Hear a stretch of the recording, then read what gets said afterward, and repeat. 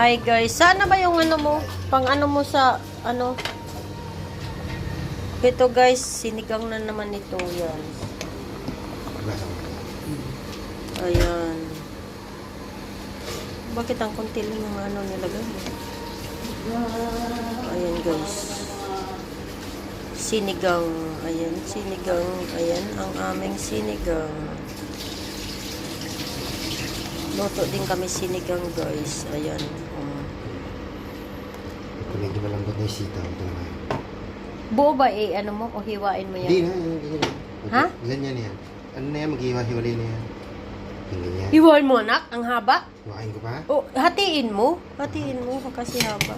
Hindi mo. Wakain ko na ganyan pa? Oo, yan. Yan. Oh. Pero miss nyo, unahin mo to kasi mas matagal-tagal to.